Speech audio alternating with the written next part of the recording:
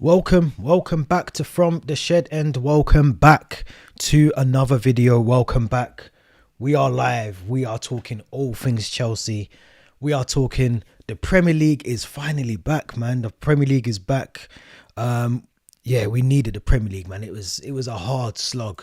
I'll be honest, I didn't watch much international football, but it was a hard slog getting through those 2 weeks without Premier League football. Obviously, you know, we did have the women's game still on. A couple of the Chelsea fixtures were really good in terms of the Champions League and in the WSL as well, but the men's football is back now as well. So anyone who's new here, if you're a part of the live stream, make sure you get involved as the discussion goes on throughout this next 45 minutes or so. And if you're here after the live stream, either way, just make sure you subscribe. Make sure you smash that subscribe button. I did say I wanted a couple more subscribers. We got one in the last 24 hours. That's not good enough. I'm looking at the metrics. I'm looking at all the data. There's a lot of people watching the videos that are not subscribed to this channel. So if you do anything before you do anything else, please just hit that subscribe button for me. And let's get those subscribers up and running. But we are talking Leicester. We're going to be talking Leicester, Chelsea, King Power.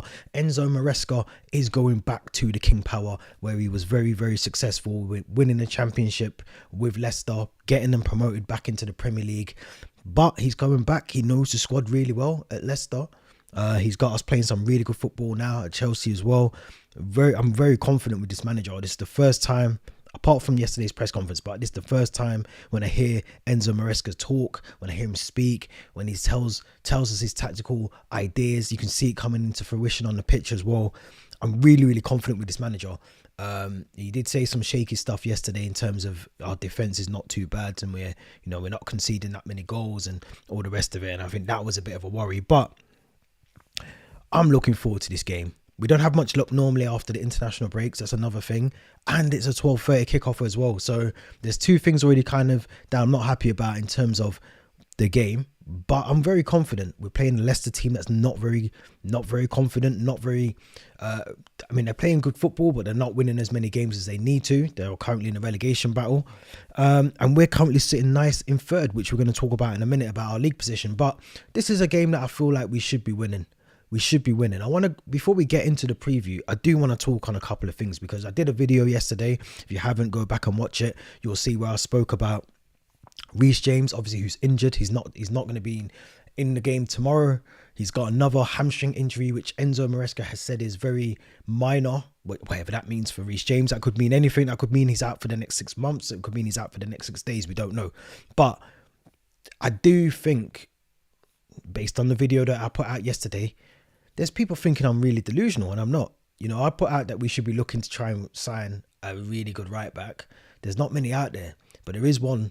There is one that has not signed a contract with his current club, which is Liverpool, and that's Trent Alexander-Arnold. Now, if I'm crazy for thinking that we should be overlooking, just because he's linked heavily with Real Madrid, that we should not be trying to get a player of that quality on a free transfer to come to Chelsea, then sorry for being a positive Chelsea fan. But I think we should really be looking into that. There isn't many decent right backs in the world right now. There isn't many. Let's be honest. There isn't many decent right backs. There's not many decent left backs. But Trent Alexander-Arnold is a very, very good right back. Now, of course, he's heavily linked with Real Madrid. That deal looks like it's going to be done. I see it being done. I can see the deal happening. Jude's over there co-signing the deal. I can see it all happening. But if you would have told me that we would have hijacked the Caicedo deal, which was clearly going to be a Liverpool signing, I would never have guessed that on the day when it happened. Also with Enzo Fernandez, he wasn't meant to be at Chelsea. We got that deal done in January, if you remember. There's a lot of talk about him going to a club. It might have been Liverpool, maybe United as well at the time. He was going to go to one of the other English clubs, and we got the deal done in the January to sign him to stop that from happening. Lavia was also meant to be going to Liverpool after they missed out on Caicedo. He ended up at Chelsea. Had you told me that we would have gone for Pedro Neto out of the blue, this is not the Roman Abramovich, Marina Granovskaya era of football where, you know, they don't really take the risk of trying to hijack deals and trying to get the best players in for their team. This is a ownership that is not scared to piss other clubs off. And everyone keeps talking about the rivalry between Liverpool and Chelsea. I get that, but we've also done business in the past. You think about Fernando Torres being a key one. You've had other players that have gone both ways, up north and down south. So I'm not saying that the deal could easily be done for Trent Alexander-Arnold. I see a lot of backlash from my comments yesterday on Twitter and on Blue Sky. We now have a Blue Sky account. If you haven't, make sure you go and follow our Blue Sky account as well from the Shed End. I see a lot of backlash on there, but at the same time as well, Trent Alexander-Arnold is a very good right back. And if we don't even consider trying to hijack that deal or even have the negotiations, the discussions to try and negotiate something, then I think we've missed out on a gem. That's all I'm saying. I think he's a very good right back. Now, to move on to Reece James, obviously I touched on that a lot yesterday, but again, you know, we did a bit of a poll yesterday on our Twitter account asking if he should be sold in the next summer window. A lot of the votes, I think there was at least 50 votes, said that he shouldn't be sold. Look, I mean, no one wants to see Reece James go.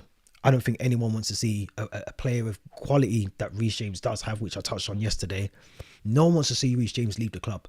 You know, Cobham graduate, came through the ranks at the club. You know, he's Chelsea through and through. He's the current captain. But it goes back to what I said yesterday. If he's not going to be able to sustain playing back-to-back games, 10 run of games consistently, he can't be in that team. And we have to, and this ownership is not about putting arms around certain players just because they're from Cobham. This club is about making money and winning games and putting silverware in the trophy cabinet. And if Reece James is not a part of that, then unfortunately, my friend, you have to go. You have to go. It's as simple as that. You can't be at the club. I don't want to see Reece James go. I think he's one of the best right backs on his day. He's probably one of the best right backs in the world, but we're not seeing it enough.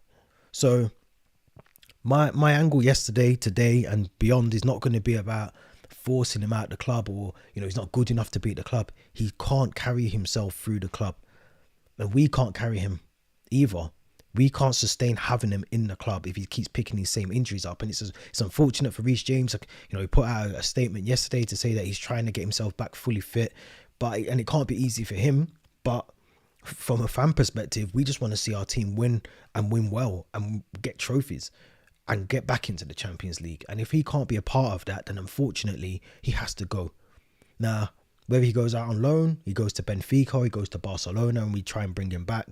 You know, I remember saying when he had the surgery, that surgery could go one of two ways, where we actually he can't play football again.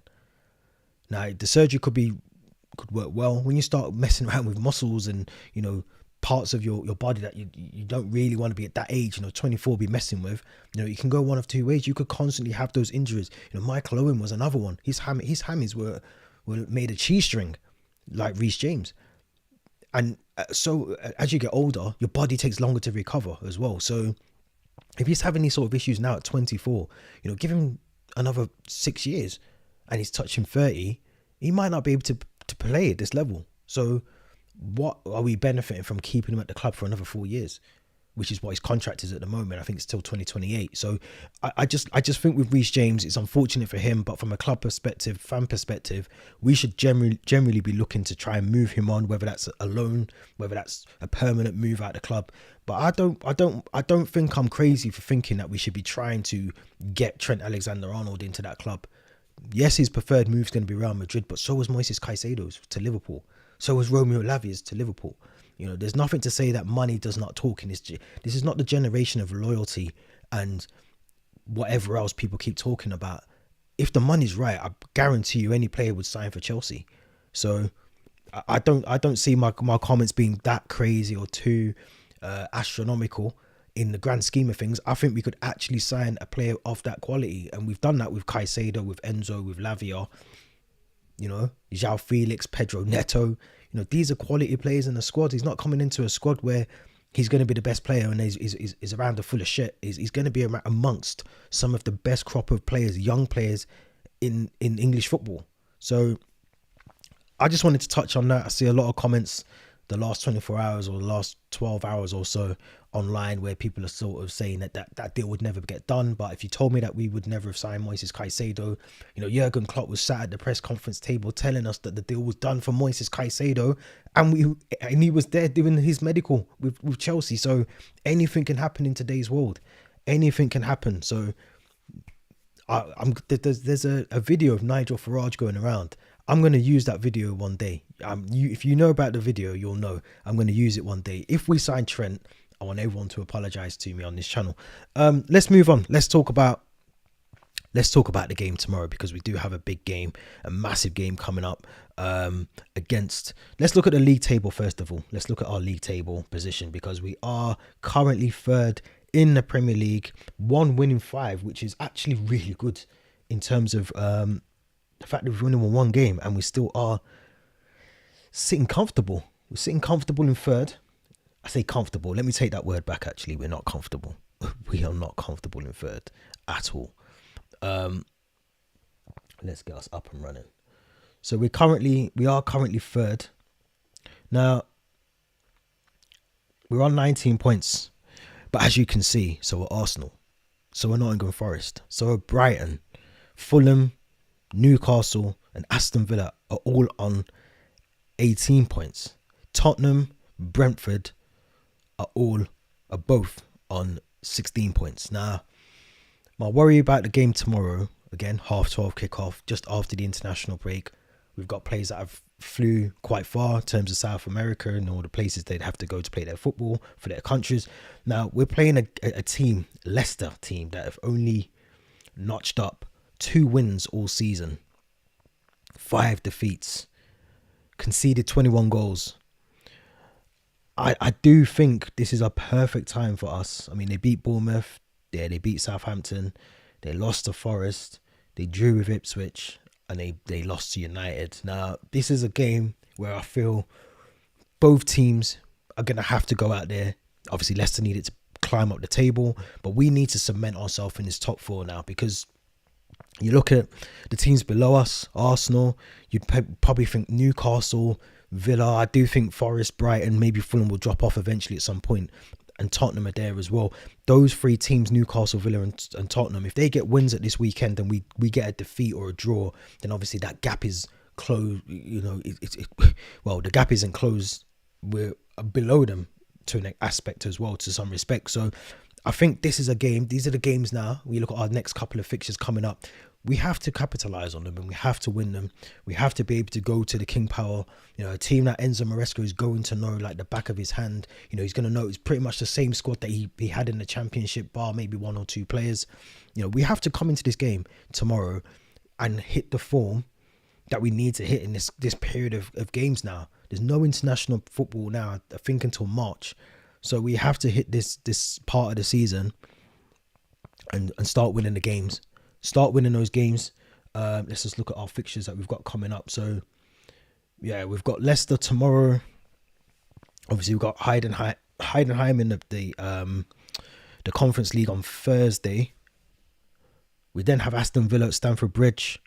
Again, afternoon kickoff on a Sunday. We then play Southampton, St Mary's the following Wednesday after that. We then have Spurs. Again, that's going to be a big game in terms of where the table might be at that point as well.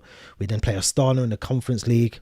We then play Brentford, Stamford Bridge, Shamrock Rovers, Stamford Bridge Conference League. We then go to Goodison just before Christmas, which is always a difficult game at Goodison Park. It's going to be the last game that we play against them as well. Obviously, they moved to Bramley Moor after that as well, after this season. So that's going to be a really tough game, really hostile ground to go to. You know, the fans make the 12th man at Goodison there. So that's going to be a tough one. We then have our so-called derby, if you want to call it that, with Fulham on the 26th, Boxing Day. And then we end December with a game at Ipswich. Now, those fixtures there, for me, are all winnable games. All of those games are winnable. Even the Tottenham game, based on how they're playing at the moment, you know, they're all winnable games.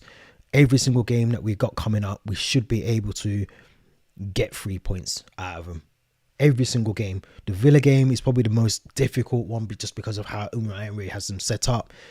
You know, John Duran, Ollie Watkins, Morgan Rogers, they're all really good players. John McGinn as well. So they're all really good players. But I feel like that's still a game at Stamford Bridge that we should be going into with the intention of getting the 3 points. It shouldn't be that difficult against Villa. But going into this game against Leicester, I do think we have to make sure that we hit the ground running with them. You know, if we don't, and we invite pressure, which is something that we do at times, you know, we do. you know, our defense has not been the best. This is why I think Maresca's comments yesterday were a bit mad, because we are leaking goals.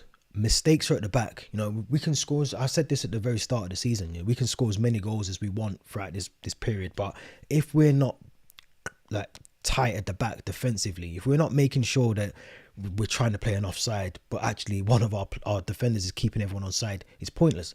If the goalkeeper is not confident playing out from the back, which we know that Sanchez isn't, it's going to cause a lot of chaos for our defenders. That's just basic common sense, surely. Now the injury to Reece James is probably a blessing in disguise a little bit, because I feel like, you know, Enzo Maresca, he didn't feature, I don't think, in the United game, where he came on very late into the game. But I feel like Malo Gusto, for me, there's a lot of talk about he's not very confident going forward. He's not got the ability to drive the ball forward as much as Reece James can. But I still think Malo Gusto is going to offer us more than what we've seen from Reece James since he's come back from his injury on that right side. And I think Cucurella will do the same on the other side as well.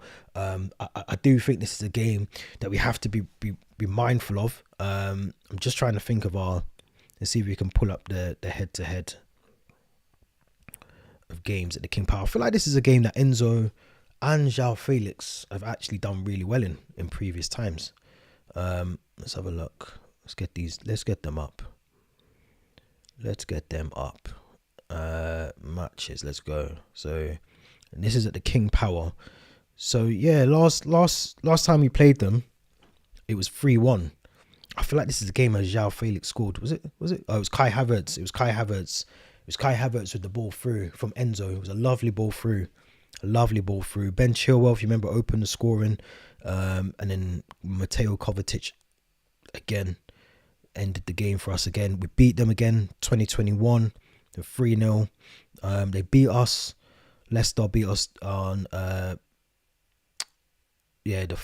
season before that, the January in 21. They beat us 2-0.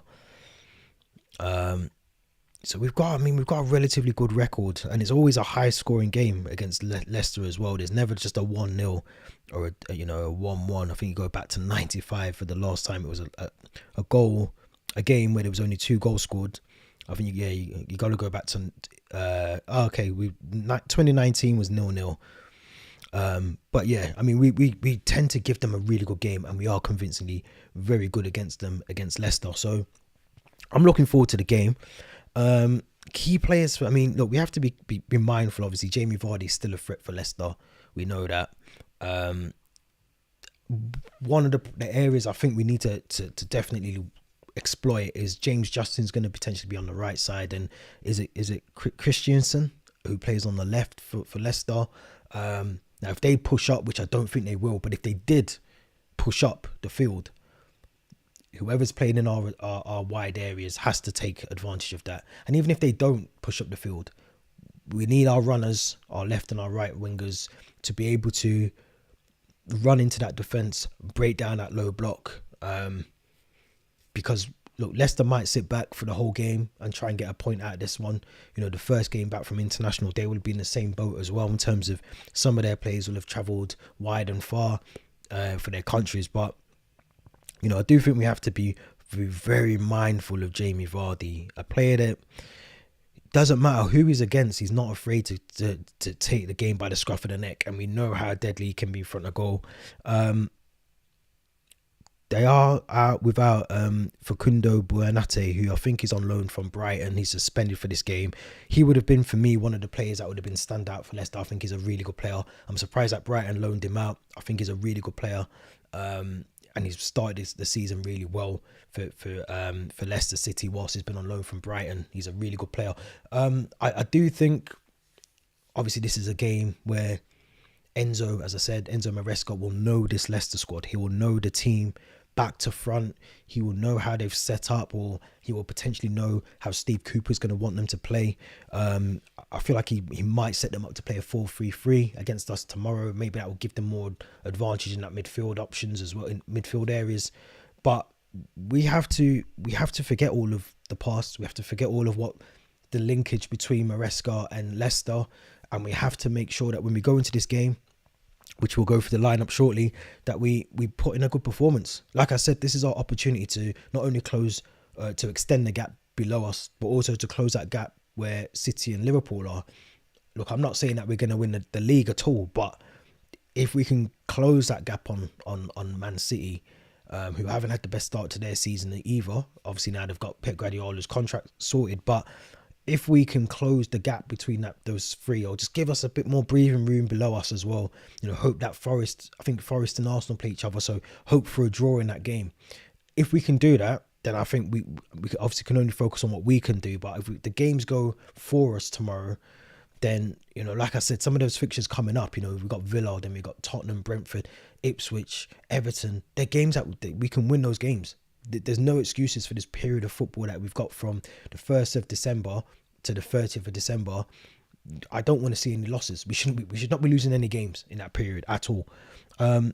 Let's go to our predicted lineup, the lineup that I've chosen. As always, shout out to home crowd. We're going to be using this to do our lineup. I look at this and I think definitely are we using Sanchez. I think Maresca will stick with Sanchez, but I'm still sticking to my guns and I'm not playing Sanchez. I just can't play him. I don't think he's good enough as a goalkeeper. I don't think we should be using him as a goalkeeper. I think Jurgensen does need opportunities. And I feel, again, this is a run of games where I would potentially expect to see certain players given an opportunity to play, which we'll get onto in our attacking options going forward shortly. But I feel this is an opportunity to, certain players have had a consistent run of games. Mudryk is one of those that hasn't, but based on form, based on how he's played for Ukraine as well over the international period, potentially could be expected not just to be playing in the conference games, but be playing in some of these Premier League games now as well, and getting that run of games that he still hasn't really had since he signed for the club. Obviously, we know right back is going to be Malo Gusto. In fact, the defensive line is exactly how I want it to be. Malo Gusto right back. My two centre backs will be Colwell and Fofana. Now, there is a slight doubt about Gusto, but I think he will start. I think he'll be good enough to start in the game against Leicester. Now, I've gone for Mark Cucurella, who will be playing as the left back in this game. I think it's really harsh on Renato Vega, who I think is such a good player and probably more likely to see go into that midfield if you want to invert someone. Renato Vega seems to be the one that can do that a little bit better than Cucurella can, and Gusto as well. So it's harsh on him, but I think in this kind of game, you want to start this period of fixtures with a win. You don't want to draw, you don't want to lose. So I think we have to go with Cucurella. Now, the midfield. Now, we know that Lavia was picked to play for his country, but he didn't actually play. I think he won't be fit for this game. He'll probably be making the bench, and I get the whole thing about flying back from South America and having only probably 24 hours when you land in the country. There was a video that actually did go out, I think this morning, where obviously the Chelsea players are returning back from their international duties, and Caicedo was there. Obviously Caicedo now dad as well, had a baby over the last couple of days, but Fernandez, another one who was there in that video. So they are back at Cobham. They're training today.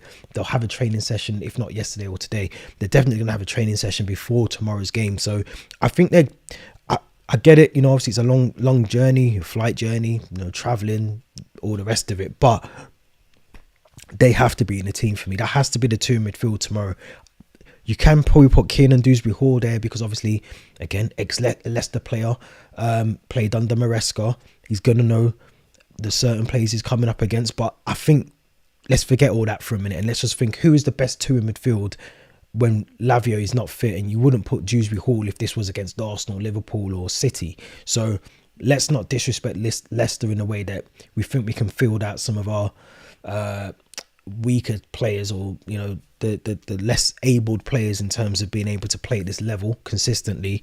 I'm going to go for Enzo Fernandez, Moises Caicedo in the midfield. Now, this is where it gets a little bit tricky, because I was thinking to myself whilst I was picking this lineup last night, was where could I see a place where I can put João Felix into this team? Because I feel like Felix has to be in the team. And my second question was, who is it going to be at the expense of? Because I really do think João Felix deserves to go in this team, and I couldn't really find a place for him. I still can't. I think Maresca was asked about this at the press conference yesterday as well. But I'm going to move Cole Palmer to the right. I'm going to leave Pedro Neto on the left for now. And I'm going to do something really strange and mental. I'm going to put Christopher Nkunku as the 10. And I'm going to put Jackson as my striker. And the reason for this is because I think back to last season, especially with Cole Palmer, he was a player that was pulling the strings on that right side. And I know there was a lot of talk about moving him in, and I said it as well. You know, I want to see him play in the 10 role a little bit more. But I do feel like he likes to drift to that right side. He likes to drift onto the wide areas of the pitch and then drive in with the ball or make a key pass into the box. And, I think he played some of his best football that we've seen Man City or Chelsea last season from the right side. And I think it hasn't really, I'm not saying it hasn't worked for him as a 10 or it hasn't worked for him in the middle of that attack, but I think he probably I look at Christopher Nkunku and I think we've got a really talented player just sat on our bench. Potentially we could lose him in the summer if he's not getting the game time. How can we unlock defences a bit better and a bit easier, especially when there's a low block? And I think someone like Christopher Nkunku would do that. If you think back to the pre-season as well, him and Jackson's linking up was really good. Him and Jackson were linking up really good in the pre-season games. And I just think we need to try and bring him into this team a bit more consistently now. You know, we've seen Noni Madueke, who's been playing on that right side. He's played really well, but he's also he hasn't pulled up trees either. He hasn't done anything that's made me think, oh, wow, he's got to keep his place in the team.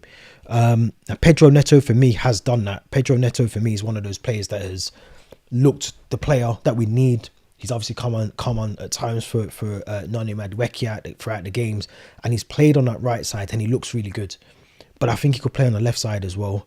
Again, we've got Jadon Sancho that can come on if there's options there as well. Now, João Felix, for me, again, I'd love to probably put him in that 10 role because I think he'd be able to do the job that Christopher Nkunku can do there as well.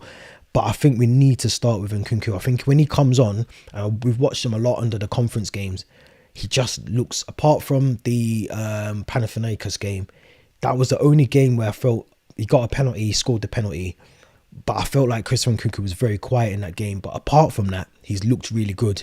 And that might be because of the opposition that he's playing against. But I want to see him playing a bit more regular football in the Premier League now, because I think he deserves that. We know how capable he is and the quality that he brings to the team. I want to see Nkunku, not just linking up with the attackers, but dropping into this space here. You'd expect Caicedo again. I'm assuming, going to see the inverted option that we would see with Cucurella or Gusto, which then bring Fofana and Colwell as a back three, a flat back three, and then we'll allow either Enzo and Nkunku to drop into this space. You'll have Neto driving in with Palmer doing the same on the right side as well. Nkunku dropping in, Enzo, Caicedo, Cucurella, and then I reckon we will be playing such a high line against Leicester that I think we'll be playing this kind of formation here. I think we will have to step forward with Leicester, because I think part of me thinks they're going to sit back very deep and allow us to take the ball, and they're going to try and defend their way out of this game. If they do that, this is why I think I would go with Neto on the left. Again, I'm not against Sancho being there because I think he's just as good as Neto. The reason I've gone for Neto is because I think he's a bit more informed, especially before the international break. He was the one player that I was saying, and me and Theo spoke about on the podcast, that he needs to be put into this team somehow. And I think Neto has to be that player that comes in and does that job.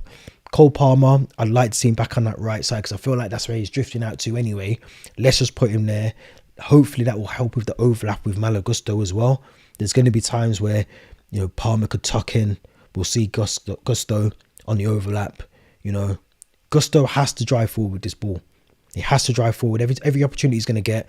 I think it's going to be Christensen on the left side for Leicester. The same for James Justin on the right side for Leicester. They have to drive in, make that overlap run and cross that ball in. And that's why I think you need someone like Jackson and Nkunku in that box, waiting to receive that ball, along with Enzo, along with Caicedo as well. But, you know, I think we have to maybe put him back there in terms of Palmer on the right. Like I said, Nkunku. Now, Nicholas Jackson's another one, because I was thinking the other day, man, he's covering over a lot of cracks, Nicholas Jackson. I feel like he's covering over so many cracks that I still think we need a decent striker. I think we need a decent, and I'm not saying Jackson isn't a decent striker, because he is, but I think we need a striker that's going to be able to give us a bit more, you know, I mean, I'm going to say it, I might get shot down like my Trent Alexander-Arnold suggestion, but I feel like we should be going for Gyökeres. I think we should be going all out for him. You know, I think he's a striker that will give you just a little bit extra, an extra 10-20% in terms of goals per game, per season. I think we go for him. We get him. You know, the release clause is there. You know, there's a lot of talk about our defence, and I think that the ownership want to bring in more defenders, but I think we need to look at goalkeeper. I think we need to look at a striker. Jackson's doing really, really well, and you know, he's obviously improved since the time that we signed him and where he is now. He's coming on leaps and bounds, but I do feel there's still a lot of pressure, and I feel like he's covering over a lot of the cracks. And I think, as I keep saying, this period of the season is where you need to score goals, win games. We can't go through this sort of part of the season and just get a couple of draws and a couple of wins.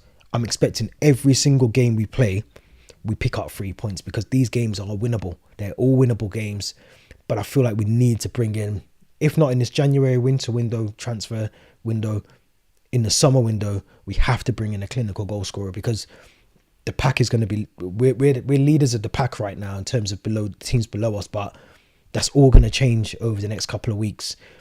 There's nowhere to hide. So we need Jackson to be on form. If he's not on form, we need Nkunku to chip in. Cole Palmer needs to start hitting the back of the net again. You know, his goals have sort of dried up a little bit.